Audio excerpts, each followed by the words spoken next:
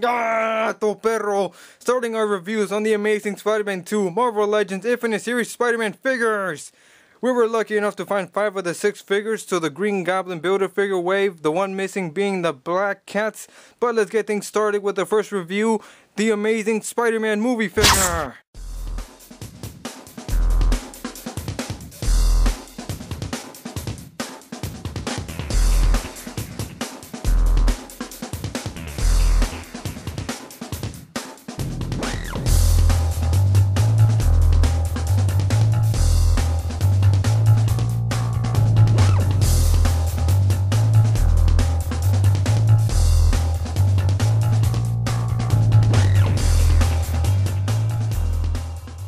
Here we have the Amazing Spider-Man, and his packaging looks really cool. I'm a big fan of what Hasbro has done with their new Marvel Legends packaging. The Amazing Spider-Man up at the top and the movie titles version of it. The Marvel Legends Infinite Series at the bottom with the Amazing Spider-Man. At the TB top we have the Spider-Man logo, which is embossed, and the Build-A-Figure Collection Green Goblin as well. On the side of the packaging we do have some really nice artwork of the Amazing Spider-Man from the movie. Looks really cool. On the back we do have a prototype picture of the figure. And a description that reads, "No matter what evil rises, the Amazing Spider-Man will summon the courage to defeat it, for with great power comes great responsibility." At the bottom we have the rest of the wave. I am kind of surprised that they released all 6 of them at once, unlike the Captain America. But we do have Green Goblin on the side completed, and the rest of the figures as well. And we are getting the variants. Alright, so my first impressions on this figure is that it is truly awesome. It is really cool. But before we get to all the positives of the figure, I'd rather just get out of the way with the negatives, which are really tiny nitpicks. Which, starting with the back of the packaging, which I said, the prototype shows that he actually has webs that are more sculpted outward and indented into the figure itself, which isn't really a big deal. It kind of still looks the same, and the head sculpt is a bit more different on this one as well. But not a bad thing either. It still looks really good on the head sculpt. My only other complaint is that one of the biggest things that the new Amazing Spider-Man franchise has is that it has the web shooters, making it look more comic book accurate, which this figure actually completely has no sign of a web shooter in there. But that's not really a bad thing, depending if you want to have this figure as a comic book or a movie figure, because in the comics he actually just has the web shooters underneath his outfit, and as a movie figure you don't have to worry about the web shooter being placed on this side of the arm, and when you whip it forward you don't have to worry about facing the exact same way that the web shooter is facing, which was a problem that we had with the previous Hasbro and even the Hot Toy Spider-Man, which was kind of a disappointment or something that I wish they would correct. But otherwise it's still really good. For the head sculpt, I think Hasbro did a seriously tremendous job on sculpting it. I really like the big wide eyes that they're going with the new movie. All the webbing is nicely painted in between all the indentations of the webbing itself.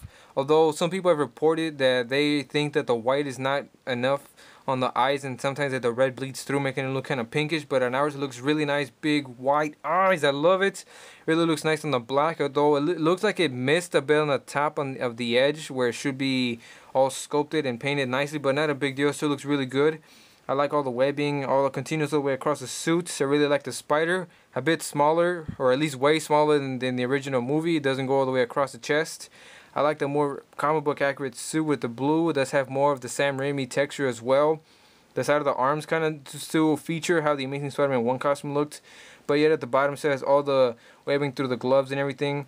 Really nice. I like the belts. It's a lot more comic book accurate as well. Has all the textures going out throughout the entire blue. No actual shading, but all the sculpting makes up for it. Makes it look really nice.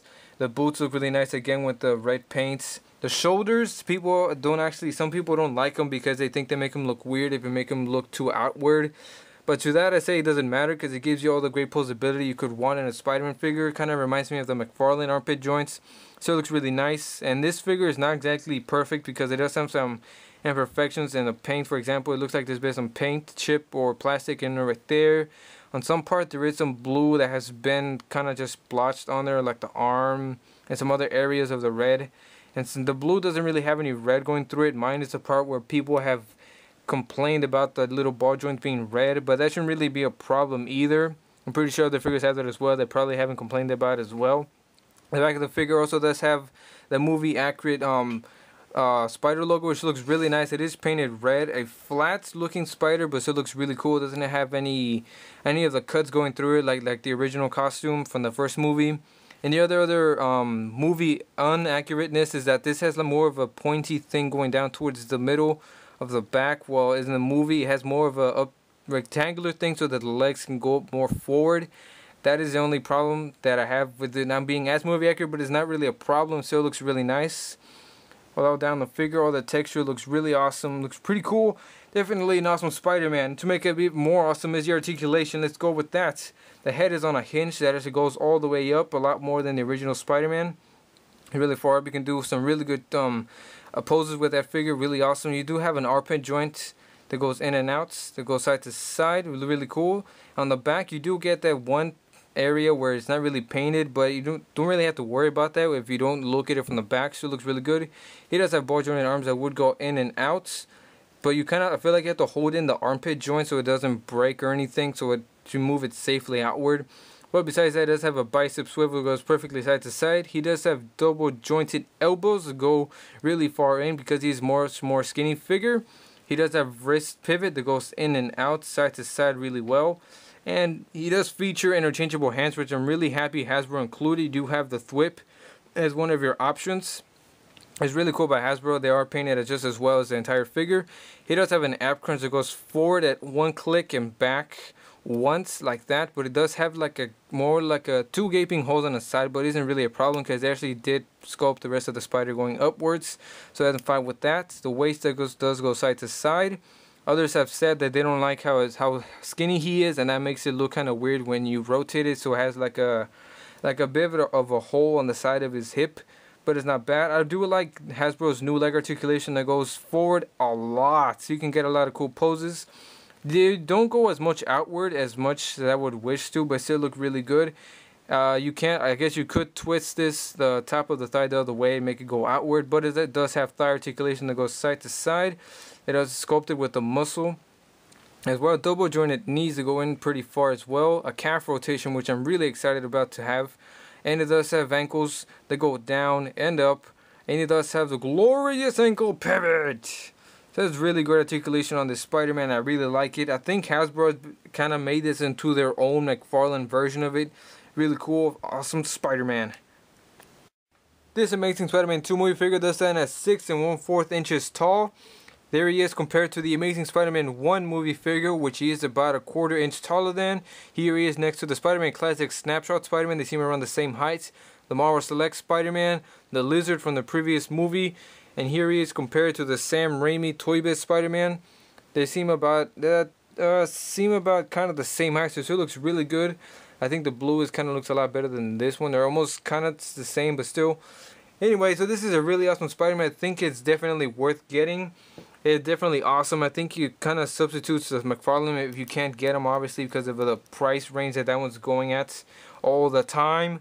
But this one comes with a really good batch of accessories. You know, the extra fish, you get the extra piece of the Goblin if you want to build him, the fire. And I guess having him in package is really good for mint card collectors, and it's really awesome. I would recommend you go try to find them mostly at Target because they're selling for $15, but I found this one at Toys R Us for only $19.99, which is $20. But either way, it's still pretty good, and I would say avoid trying to buy it anywhere else because, for example, my comic book store tried to sell it to us for $25, and I think that's kind of a ripoff. It's just kind of a bit too much, and Amazon prices are always kind of inflating right now. So I would try recommending toy hunting as much as you can for these guys. Try to build the whole wave. So I have to give the Spider-Man a perfect 10. He's just truly awesome, and he works a lot for stop motion for me. I can get a lot of poses, so you will be seeing a bit more of him in stop motion as well. Mr. Gato. I have to give him my first ever 10. First ever 10 from Gato. What? This is a perfect Spider-Man. I think all the minor nitpicks that I have do not make it fail at all. I think this is truly awesome. I think everything about it is done really well by Hasbro. I think this is the first good Spider-Man in the red suits that they have done in a really long time. So this has been Gato Perro. Please stay tuned for the rest of the Amazing Spider-Man wave reviews and more stop motions from Gato Perro.